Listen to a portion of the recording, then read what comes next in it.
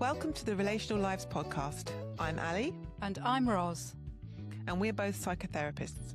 This is a podcast about the relationship we have with others and the one we have with ourselves. We cover many topics related to mental well-being and relationships. We would really appreciate if you give us a 5-star review and subscribe on whatever platform you are listening on. This helps get the word out there so more people can access this free resource. And we enjoy engaging with our listeners, so please share your thoughts in the comments or email us at relationallives@gmail.com. We hope you enjoy the show. Welcome back to Relational Lives. Today we're going to be diving deep into the topic of men in relationships, and we have a very special guest with us today who's going to help us with that, Michael Preston. And hello. Hello, Michael. Hello there. I don't know. Maybe we should join in. Michael is a couples therapist, an emotionally focused couples therapist and supervisor. And he is co-host of 2 podcasts. It's the EFT podcast and Couples in Focus. Is that right? That's correct. Yeah. Yeah. So we thought we'd have a man to help us with this topic because obviously we're not men. And this is also for anyone really, because whilst we're generalizing here with men, it might be that you identify as male or that you're in a same-sex relationship and you also have this dynamic. So I think it would be applicable to many, many couples. Well, thank you all for having me. Let's dive into it, Michael. All right. Is there anything you'd like to say about yourself, introducing who you are and what you can bring to this topic? Sure. Well, my name is Michael Preston, and I do identify as a man. I am getting close to 40. I'll be 39 this year, and been married for going on 19 years to my high school sweetheart. Wow. Yeah. We have 3 children. I told my mom that I was going to marry my wife when I was 15 years old. Oh, that's so sweet. Yeah. So I love relationships. You should know I am a bit of a bleeding heart, hopeless romantic type. So that's a very interesting part of me, especially as we talk through what I do hear from most men. I think that's a really interesting piece that I bring to my work. Just a very deep, I feel very deeply. Right. And over the years have developed a much better emotional vocabulary. But I've been working with couples for 15 years, and I did several years of running men's groups, focused on trauma and focused on helping men begin to integrate their story and really understand a lot about their own life, their own inner world, and their needs that go beyond sex. We'll put it that way for now. We can unpack that as we go. Yes, definitely. So, Michael, what do you notice most men experience when they're told their partner wants kind of more emotional connection? This is something we hear quite a lot in our couples work. Yeah. What would you say around that? Yeah, I hear that a lot in my work as well. I'll say the first thing that men say, usually kind of out the gate when they hear I want more emotional connection, is the big, well, I want more sexual connection. And it's kind of immediate. It's a tit for tat kind of thing, right? That's the big one. If I had more sexual connection, I'd be more emotional. I would be, I can't feel emotionally connected when we're not physically connected. So you've got to come to me sexually before I come to you emotionally, right? That's usually the first kind of this, and then it gets into a chicken and egg, like which one are we working with first? Yeah. Yeah. That's usually the first one I hear. One of the things that I think Roz and I have talked about that we hear often, and again, we're generalizing, but often it is men that when their partner is saying, I want more emotional connection, I want more vulnerability, I want more authenticity, is that they're thinking, what the hell are you talking about? What is that? What do you mean? Yeah. That is even when the relationship had a more sexual connecting relationship, if you were to ask those men and they were hear from their wives, but I'm still missing the emotional. Mm. And men would still go, what more do you want from me? Like Yeah. that's what, like here's all the things I'm doing. Like even men that go, I do the washing up. I'm not one of those men that come home and, watch TV all evening or, disappear. I do the washing up. I do the, I stuff with the take the kids kids. to school. And they do all the things and they're very active in their home, but they don't know what their partner is asking for when they say, I really want to have an emotional connection. Yeah. We're like doing beings. We are, I think what men tend to want is actionable items. Like, help me. If you would just tell me what that means, then I would be happy to give it to you. Yeah. And then the It's partner so was, interesting, isn't it? The fix, isn't it? That kind of, Yeah. yep, just give me the answers. Go on, Ali, what were you going to say? well, I was going to say, then the partner will say, I shouldn't have to tell you. I have to tell what you. to Oh, of do. course Why not. do I have to do all the work? Right. And it's a dilemma for them, right? Because men, if you tell men, they often just do the thing you're asking them to, right? They're very good at like, give me A, I'll find a way to get you to B, right? But that's not always. It's again generalization. That is not always the case, and I know there are many, many, many partners of men who have said, I lay it out for my partner, like, could you plan a date? Like Yeah. could you plan? Here's a very actionable item, and very often that is not happening, Yeah. right? So I just want to appreciate that there's also places where people are going to say, but I have laid it out for my husband. I hear that a lot. Yeah. I Yeah. have told him, I have asked him so many times, but it still doesn't happen. Yeah. Yeah. And so then we got to ask, what is getting in the way, right? For most men. And I think where I've been working, primarily around the US, and also in the UK since about 2021, when my family moved to London in 2021. And, you know, British culture and American culture hold like a real similar male bravado. I think it's the British stiff upper lip is the phrase. And Yes. there's like this, I have to be strong and I have to have the answers and I have to be able to go out in the world and take charge and not get taken advantage of. And there's this really strong sense that men are in this world trying to survive and trying not to appear weak because they're going to get trampled. And somehow they've got to go out and do that all day and to make life work, to make ends meet in this growing difficult economy. And then come home and somehow go, right, I can take all that off. I don't need any of that here. Let me lean in vulnerably with my partner. Let me share emotionally with my partner. And then somehow wake up, pack up, put the suit of armor back on and get back out there to it. And that's a really big ask sometimes. So it's like a shift in gears that's quite a struggle for a lot of men then, isn't it? Something that they haven't. Yeah. And especially, I guess, when they don't necessarily know what this thing is that they're being asked. That's right. So, even to go to the emotional, vulnerable, whatever, all those words are not necessarily going to be in the repertoire or experience of a man. Yeah. Well, when you think about how like dads respond to daughters and how dads respond to sons, did you all have brothers growing up? I had sisters. No, I had a sister. Well, that lets this Although I down. have a son. We both got sons. Yes, I've got two sons and Ali's got one son and one daughter. Well, what I've seen through the years, and I hope there's a little bit of a shift in this, but how dads will respond to their daughters when their daughters cry by scooping their daughters up, right? And holding them close and saying, "Hey, it's okay." And there's that real like accessible dad when it comes to daughters. Again, generalization, not all daughters feel that level of accessibilities from their fathers.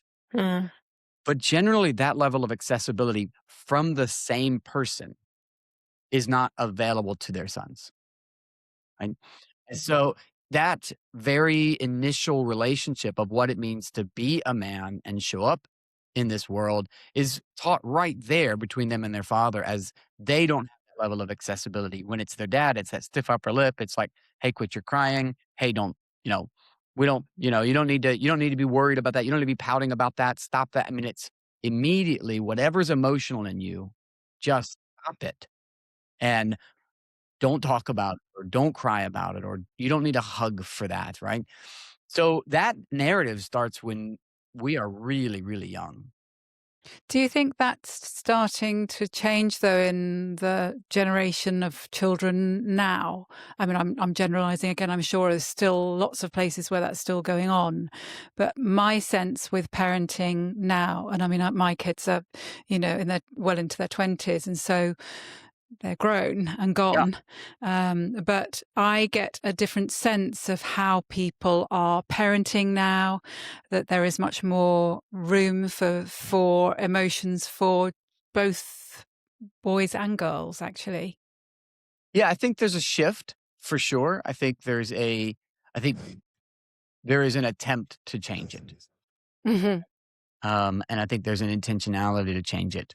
I also think it's still in a work in progress. Mm. Hmm. Even like, so men my age, 38, 39, coming up into 40s, we were still raised very much by men that did not know how to emotionally connect, right? Is Hmm. that what you experienced, Michael? Oh yeah. Oh yeah. Yeah.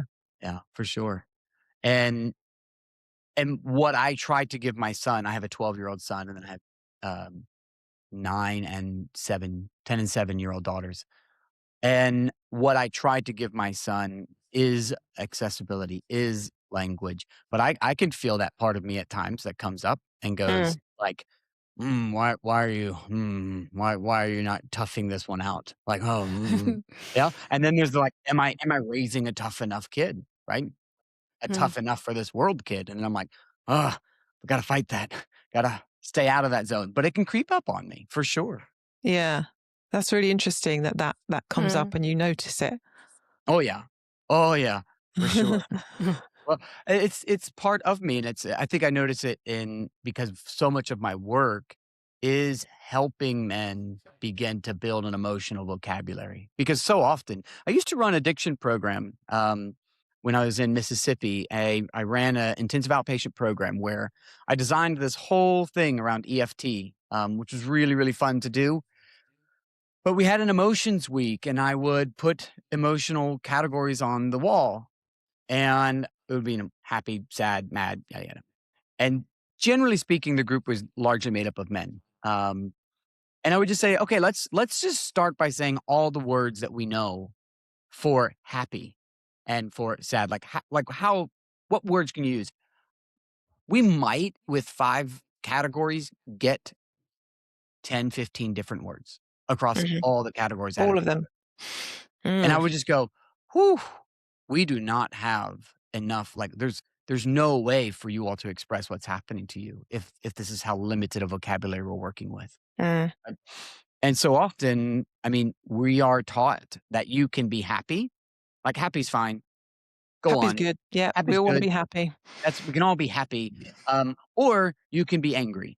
Yeah. Like that's it. Because sad is a waste of time. Sad is an emotion that doesn't give you energy. It doesn't help you be productive. It doesn't help you get out there and go fight things. Sad just stops, right? So don't be sad. Be angry, right? And so it's just this vacillation you see most men in.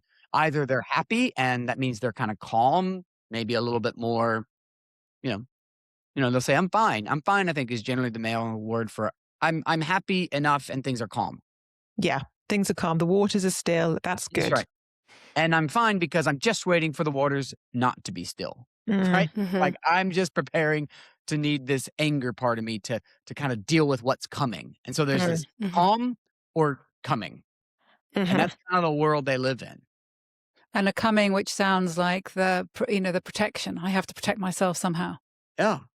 Yeah. Hmm. They know that if they, they're 1 minute away, like in their, like, especially with their partners, they're just one, you know, glass left out on the counter away from getting a comment coming their way, right? Mhm. And then it's boom, we're off, right? Mhm. So you're talking about there the vocabulary Yep. around it, the lack of vocabulary to describe feelings. What about, because sometimes we see, and I'm sure you do as well, the difficulty in even accessing what is happening inside. Yeah. Yeah. So you're, if I get this right, you're asking about that moment when you ask a male partner, what is that like for you? What do you notice coming up on the inside? And they go, I don't know. Nothing. Mhm. All the time. I Where don't are know. you feeling that in your body? In my head. Okay. Yeah, in my head. Aren't you kind of feeling that in your chest right now? No? Okay, great. Yeah, it can be quite difficult because the level of disconnection from their own emotion, Mm. right? Which is, how does that make you feel? I don't know. It's okay, I guess.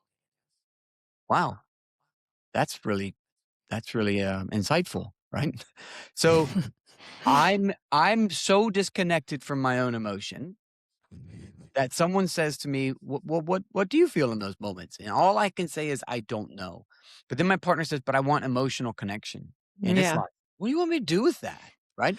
I I can't don't even have, connect to myself. I can't, Yeah. how can, you want me to bring something to you that I discarded a long time ago for good reason, Mm. right? Part of Mm. what I do to help in those places is it's really tough, right? Especially in a therapeutic setting, because I'm an emotionally focused couples therapist. So when you hear I don't know, it could be frustrating because you're like, no, I need that because that's what I have to focus on. But what I'll do with men to even begin to name these things is I will start reflecting that back to them like, wow, this is a place that you don't know. Mhm. And I'll describe the situation they're going through. And I'm like, wow, it's amazing to me. Like you've really like stepped away from your own body when this can be happening and you don't even know what's happening on the inside. And then your Mm. partner is asking you to share more about what's happening on the inside.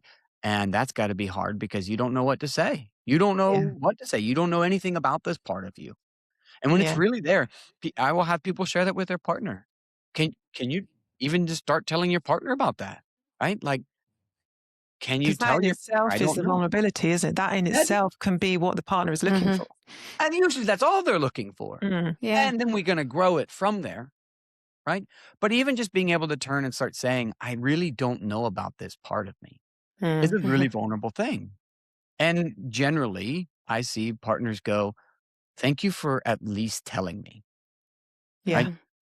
And what men aren't often used to is somebody being really curious about their internal world and being well received around it. Mm. Mhm. The reality is most men are walking around with a strongly earned belief that no one is coming to help them. Yeah. Mm. Yeah. Oftentimes they've turned like every child is born, every male is born kicking and screaming into this world. Like emotional expression is very much a part of their, what's that word? Lizard brain. Yeah. Emotional expression Yeah. is Mm. hardwired into It's all of us. innate. It's, yeah, Innate. we all Yes. have Mhm. it. It's there, right? And so no boys aren't born into this world like feeling fine. Like that's No. that's No. not the thing. Mhm. That's a But they really good point. scream. Yeah. Right? They scream, they kick, they scream, they want things, they are very aware, and what they want is touch, right? Like Every every baby. single one. Everybody, right? That's Mhm. a human thing. And so it's Mhm. very interesting to me because often the narrative around it is men are less emotional and women are Yeah. more emotional. And that's usually the Mhm. narrative we get. It is, isn't it? And I just want to call no, like, no, It's not. it's not true. Mhm. Uh, Boys do not scream less than girls when they're born, right? Everybody comes in full volume. And Mm. then we have the practice of laying them immediately on mom's chest and learning to regulate right there. Mm. Right there is the moment of co-regulation. First co-regulation in the world is sitting on your mom's chest, and boys and girls alike follow that protocol. Yeah, that's so powerful, isn't it, to think about that? Yeah. It's what what I say to the couples that I work with is my job isn't here to teach you how to communicate. My job is to help you reconnect with the very strong embodied communication that you already have. But Mm. things have happened over time that put barriers between you and having access to those parts of you for And good really reason. validating that, isn't it? It's really making sense of those experiences. They're so it is so understandable, isn't it? With environments that people are brought up in, with all the things that you interpret in the world around you culturally, all these Mhm. different things that are put on for all of us. But again, like you were saying earlier, what men learn, Yeah, and so no wonder they become so far removed from it, right. and then reinforced within their relationships, That's right. to try and kind of keep that story going that they have to be somehow strong and Yeah. unemotional. And so Yeah. often if they do express some kind of negative experience in their relationship, it's not met with, "Oh, thank you for sharing that with me." Right? It's often met with, "How dare you say that?" And it's like, "Wait, I thought you were asking me to share, but now I did, and now I'm getting yelled at for it." So if I do mean Yeah, it, it's really confusing. it's a bind, right? A bind most men Yeah. feel like, if I do nothing, maybe we don't fight for a while and eventually things kick off because, you know, partner gets upset. But what is true is when I do try, then I get in trouble anyways, right? So I'll just wait, and while the waters are calm, because I know it's going to kick off eventually, I'm just not going to be the one that tips us off. So I'll stay here in their own mind, right? Because I know if I try, there's likely going to be some critical remark about it. Like I didn't do the washing up correctly, or I didn't plan the date at the right time, or who would even think about doing it that way? And it's like, I guess me, and I guess I'm an idiot. I'll go back to the cave, right? Like, so they have a dilemma of I can't lean in, but I can't stay out either. So it's It's kind of a funny. reminded, Ros knows this. I have a really real bugbear about the phrase "happy wife, happy life." Oh, yeah. But it's exactly what you're talking about, though, isn't it? It's that whole reinforcement. If I just keep my Yeah, wife happy, yeah, everything will be okay. The waters will right. be still. I just got Yeah, to watch out for the next one. that's it. And tell me And how to do it. Tell me how to keep yeah, how I can keep you happy. Tell me all those things and I'll just do it. right. Yeah. Yeah. And that's a dilemma for men. I think that's one that like is often goes unseen. And then one of the things I think that goes unseen is all the things they are doing and how hard they are working. So like when Mm. things kick off and they try to steer the conversation a different direction, like they're trying to get out of it. I remember one of my clients put it in a particular way that was really helpful. He says, when we start kicking off, I can really feel my partner hit the gas, you know, hit the pedal. He goes, Right. I know the faster that thing we're heading straight for a wall. So Hmm. all I'm trying to do is slam the brakes so that we don't go into something where I say something I regret and she says something she regrets, and it's hard to unhear those things. Mm. Mhm. It looks like me shutting down and getting my phone out and my partner getting Mhm. angrier. But what goes missed is how like this I really am trying to do a good thing for us. Yeah. Mhm. So actually, they're really quite tuned in to what's happening. Oh, they're very aware. Yeah. Mm. They know where it's going. They've been down this road before. They're playing the reel in their head going, I know exactly what's about to happen. And if Mm. I feed it, it's just going to grow. And so the thing they've learned is to stop feeding it, which ends up feeding it, right? Mm. It's a whole Mhm. catch 22 again. But I know that like when I'm working with men and I start saying, hey, I see the good you're trying to do, right? I see your good heart in this. That usually like men start to break a bit right there. They're like, finally, like I'm not just an idiot, right? Like somebody sees me as like not just somebody sees me, but somebody sees me as good. And that's like we don't often when I've done work with in men's group, um, I mean I worked with men's groups for about a decade. And one of the things that men would often say to each other in the room is, "Hey, I see you. I see your heart, and you're a good man." And oftentimes we would see men just start to weep because so often they didn't hear that growing up. They didn't hear "you are And good." and do you think that it was specific as well in so much as in that environment of being amongst other men that Oh, they yeah. felt they could? Or did you find that it took time for them to feel able Oh, yeah. to l Yeah, it took let time. some of that down? Yeah, And some men never got I there. wondered. Right? Some men never Yeah. get there, and that's okay, right? They kept showing up, and that was good, and there was benefit for them as they kept showing up. But not every man, like, has that, like, has a way through that wall.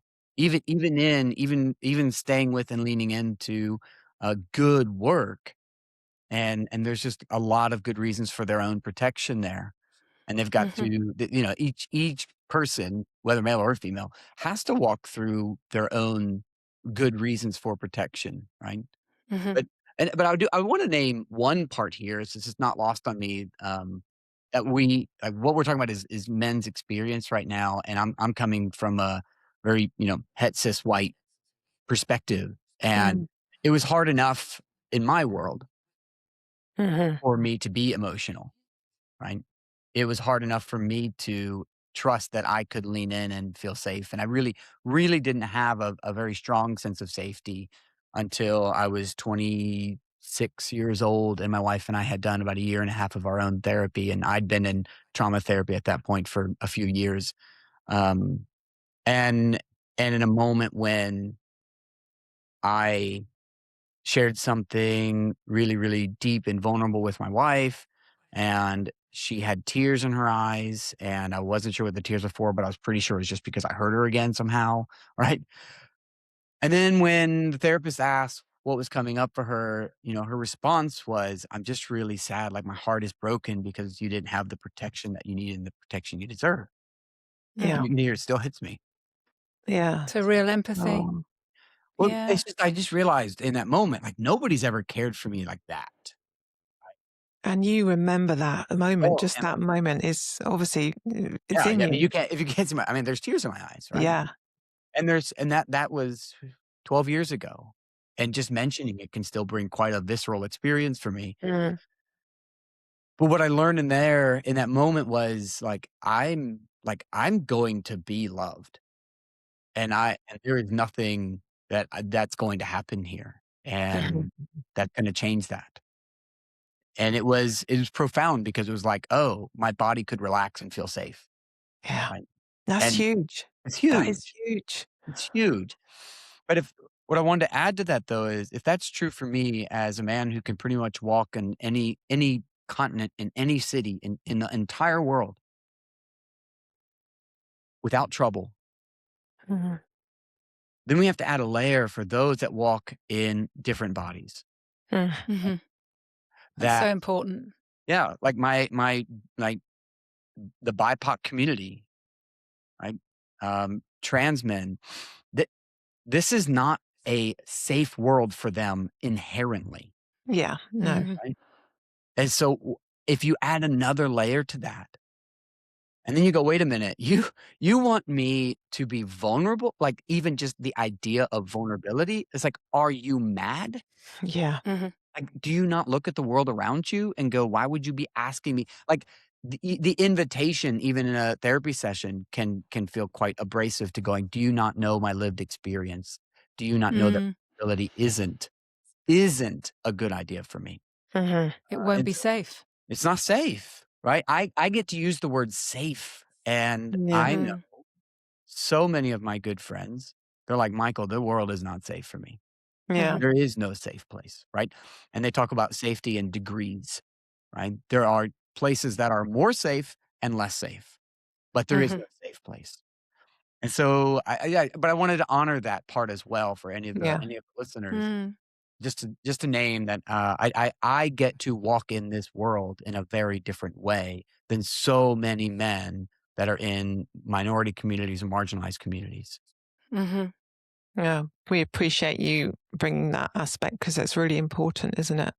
Yeah, it's massive. And it makes a lot of sense as well to that ability to go to a vulnerable place. Yeah. Mm-hmm. And I like the way that it's, when you were describing in terms of degrees. And so I guess that's what's important as well, isn't it? Is that it, somewhere Yeah. in some tiny way, in some form, where is it possible to find a place to be yourself and safe and heard? And I guess that's very, very different for many different people. Yeah. But an important possibility. Yeah.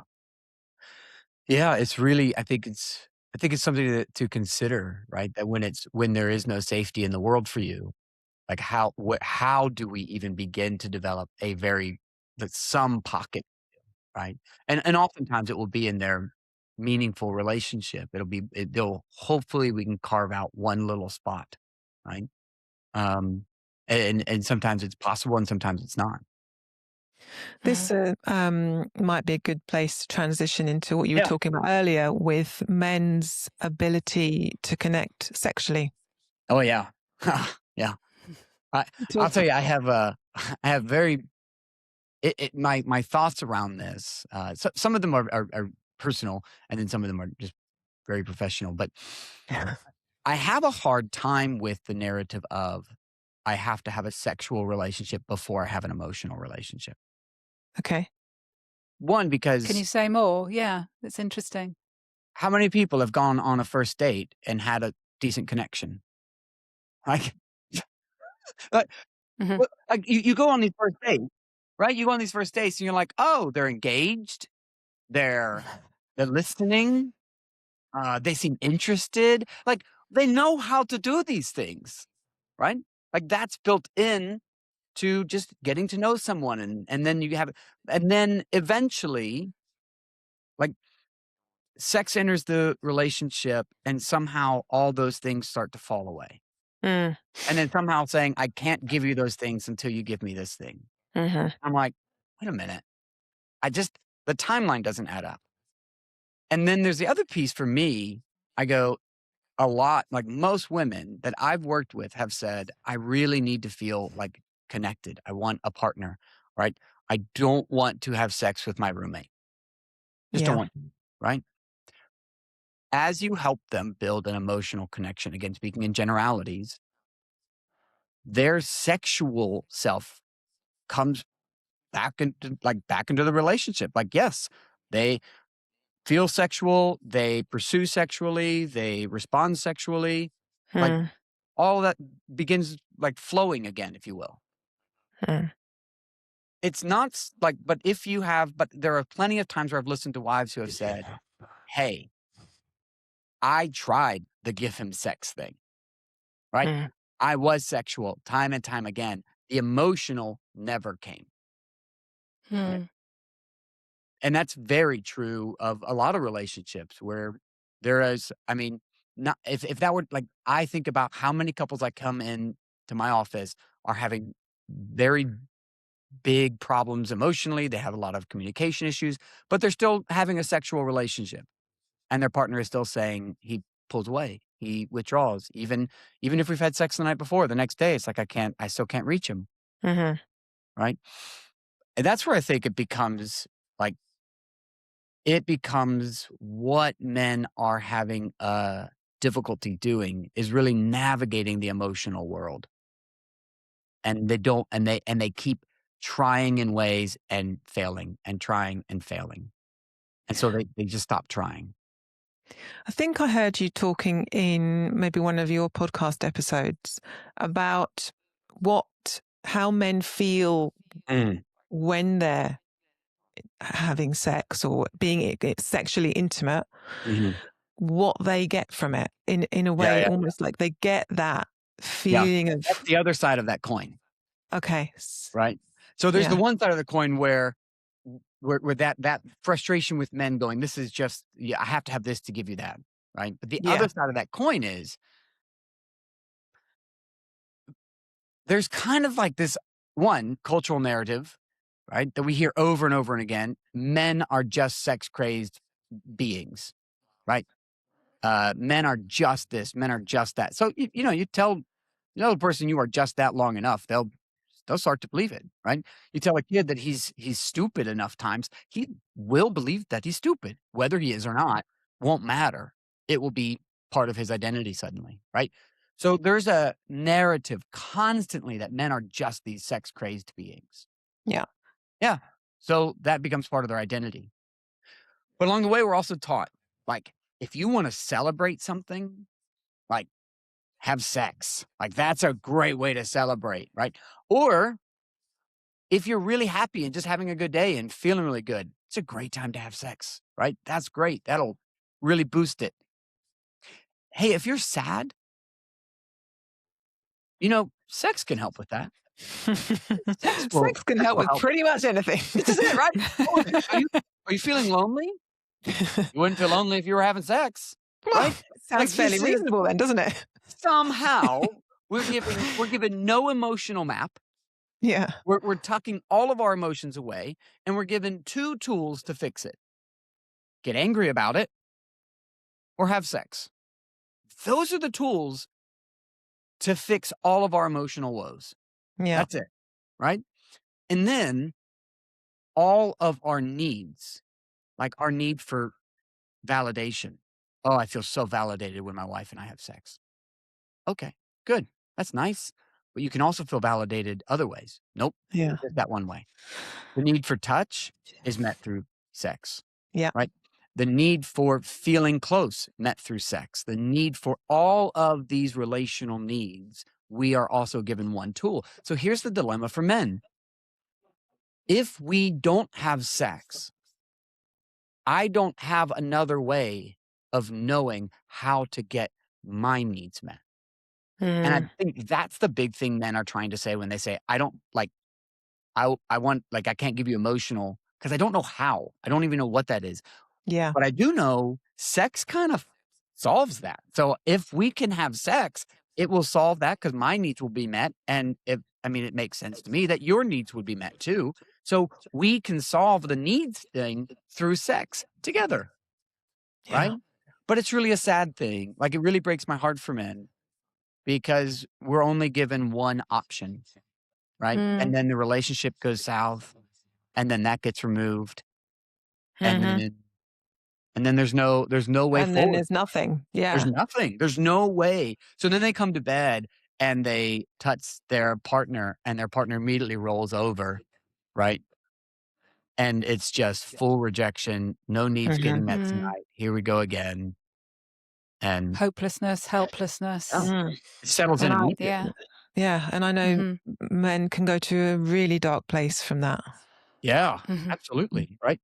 So there's, I think, a way to honor how important sex is for men, but also a space for men to begin to learn how overly important it became for good reason, because they had no one coming along saying, this is, there are other ways. For example, doing this work with this couple, and we did this piece where he shared something and she responded. And I just said, let's touch in. What are you feeling right now? And he goes, actually, I kind of feel relaxed. I was like, oh, okay. Relax is a pretty great word. I said, so does it feel better now than it did before you shared that? He's like, yeah. He's like, actually, I was kind of upset before, but now I don't feel so upset. And I was like, wow. And he goes, is this like a thing?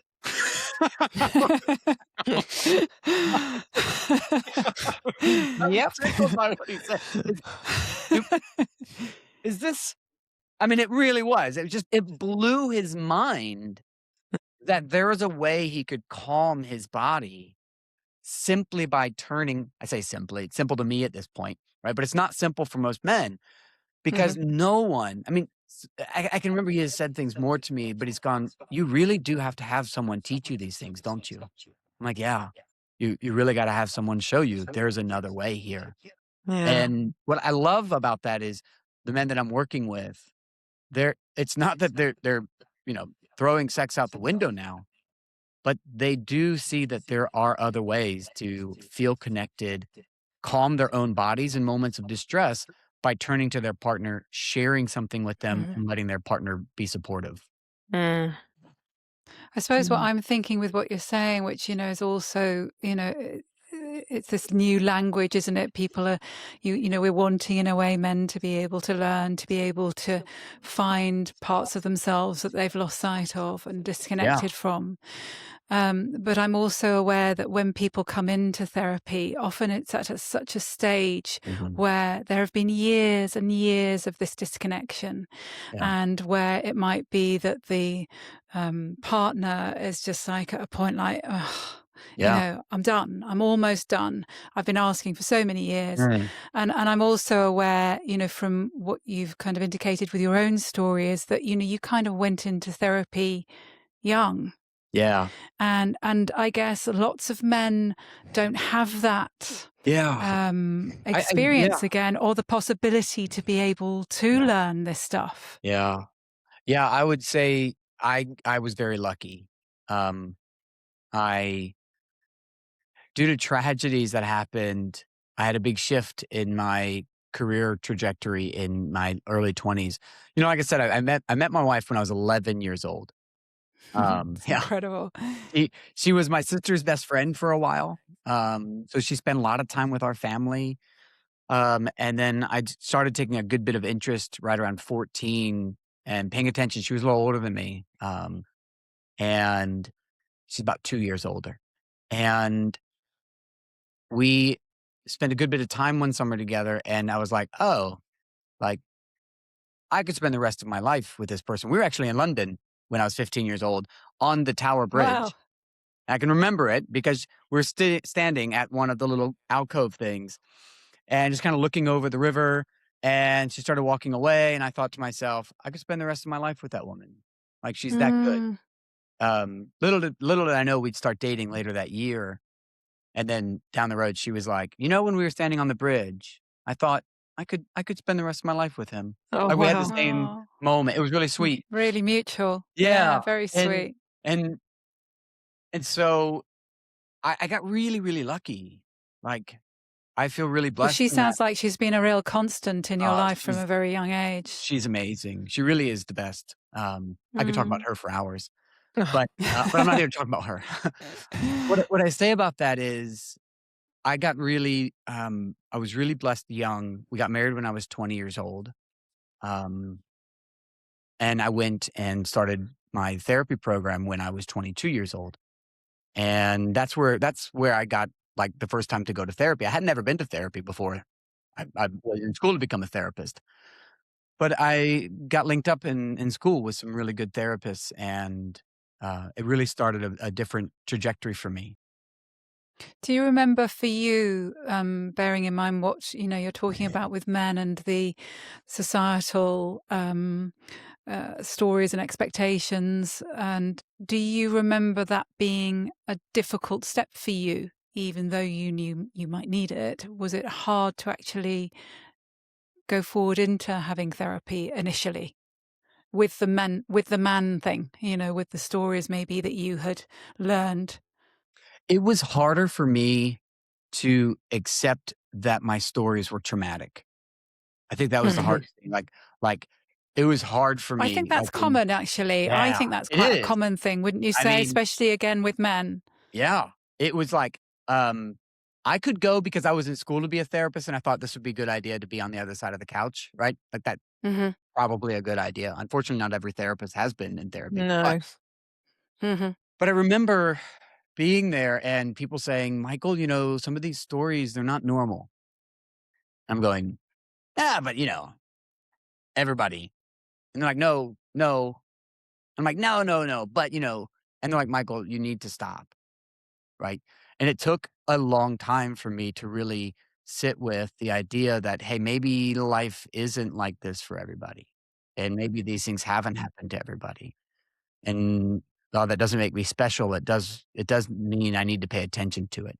So much of my life was around just kind of not dealing with it and just kind of getting on and keep going. But then there would just be these like just outrageous moments of like all this pent up emotion with nowhere to go and no way to express it. Um, so when I started doing the real trauma work and I started really diving into the traumas of my life and really starting to name them and go through their stories and really starting to unpack them, and then finding, okay, like I don't need to be so reticent all the time that I have to be constantly like I call it the sentinel at the gate, which I think a lot of men experience, right? That what they're doing is protecting all the time, right? And they're constantly scanning for danger, right? Because they love the people around them and they want to keep them safe. But the world has taught them like be ready to respond, like be active, right? And so there's a sentinel at the gate that's just scanning the environment all the time Well, for and also it's evolutionarily there, yeah, isn't it? If we yeah, go back, that's what the job was. yes, yeah. Keep everybody safe, right? Mhm. And Provide and protect. yeah, Mhm. and the idea of I can do that and be vulnerable. That just feels like they're hard words to put together. Mhm. Yeah. Does that make sense? Absolutely. Yeah. Well, we're coming to the end of our conversation. It Oh, would wow. be great if you could leave our Mm. listeners with maybe some things for them to think about or reflect on, whether it's a man in a relationship listening to this or someone who identifies as male or anyone really, but also the partner. Yeah. Have you got any thoughts on that? Well, I would say, let's see, for I'll do one for the men. I would say for men that doing the work is worth it. Um, Mhm. like When you you say that, what do you kind of mean? uh, sit with yourself for a bit, right? And step away from distractions and really start to begin to notice like what do I feel? Um, what is what happens to my body when I don't feel close to my partner? And take risks to share that with your partner. Mhm. Um, the benefit is tenfold. That really letting a partner see you and having a partner safely respond to that, it opens up avenues for men that are like it's a world that like you never thought was possible. Yeah. And that's what I would say is there's a whole world that if you're here going, Michael, I don't know how even to find an emotion. Get help. It's okay. Mhm. Like get help. It's okay. Do Have you run someone. any men's groups now? I don't have a men's group running now because everything's in on Zoom and we've been shuffling around. Mm. I hope to have one. I tried to start one on Zoom. That would be great. Yeah, Yeah. and I had one I tried to get going a while ago, but it's really just trying to find a space, like find someone who can help begin to put emotional words together. Someone who you Mm. Mhm. can start sharing your story with, Mhm. Yeah. and understanding like where like the backdrop of your story really matters, right? If you know, for me, I'll just share understanding that I was I was born on a moving train, not literally, but the train's already running. I was my mom's fourth child. She was 22 years old. Oof. Uh-huh. Wow. Think about that, right? Yeah. And my dad was already dipping in and out of the house having sexcapades. Um, Mm. my mom's resources at 22-year-old with a sex addict husband, not the same as what I have today in a stable marriage, right? Where the Mhm. train that my kids were born on, very different train. And that Mhm. really Yeah. matters. Like oftentimes we think about like, oh, our life starts, when we have memories. Man, life was already rolling when I showed up. Yeah. Right? Mhm. So I would just want to invite men to really, when I say do the work, look at your story and start finding a place to start sharing bits of it with someone. That will begin to help you begin to understand more about you and what's going on. And so then I'll go for partners of men. I would say don't miss out on opportunities to see the goodness in the man you're with and really let them know I can see your goodness. taking time to really offer affirmation, really let your partner know you not just see them doing something good, like, oh, I appreciate that you took out the trash. I want to appreciate that you are good, right? Because Mm. men are good at being successful. Like they're good. Like Mhm. we could see a They've got to get a lot of validation That's for right. that, don't I can they? get a lot of validation out of just Yeah. doing the thing, but can you see that I am good, right? Mhm. Because so many men come with, I must be broken because nobody ever wanted to show up for me in the first Mm. place. And Right? even when they show how they're feeling, which is the thing that often the partner is so wanting, that they are still seen as good and loved and Yeah. lovable. Yeah. Still seeing, even when they don't get the thing done, right? Because every man is chasing success, right? That's what they're chasing. They want to feel successful. And when they don't feel successful in a relationship, they stop trying, right? And so that, I guess the third takeaway would be men learn about non-sexual physical touch. Please. So Not important. Yes. not every touch has to Yeah. say, "Are we gonna do it later?" Like, No. Mhm. that is just such a big Yeah. put off. Like, going over to your partner in the kitchen, putting your hand on their back, saying hi, then just chopping up dinner is so Mhm. important because when every touch is really just a question, Yeah. it your partner's gonna recoil at the touch. They're just like, Yeah. "Oh, not tonight. Stop." It's like because it's every touch starts to feel that way. Yeah. So, very important, learn non-sexual, physical, intimate touch, but just it doesn't have to be an invitation to see if we're gonna have sex tonight or not. Your Mhm. partners will thank you endlessly if you will learn how to do that. Mm. I think And then again, that gets that lovely feedback loop, doesn't it? You're getting yeah. something very different back. Yes, it will. You will get something different back in time, right? Mhm. It won't be trusted at first, right? No. You'll No. try No. Look, if it's always been this way, like, see, Yeah. and for both partners, I think this is the really important part. When you do something different, whether it's the female partner or the male partner, it's gonna take time for your partner to trust that that's gonna stay different. Mhm. So if men show up differently, but their partner doesn't, they're like, "Oh, it's not working." It's because they've been here before, maybe, and they're Yeah. not really trusting it, or, Mhm. maybe coming in, you're doing the touch thing, and they're kinda like, "Ah, well, leave me alone." But then it keeps happening. Eventually, their body calms and relaxes into it. They trust it. Mhm. Yeah. Those Yeah. new neural pathways being developed. Yeah, yeah.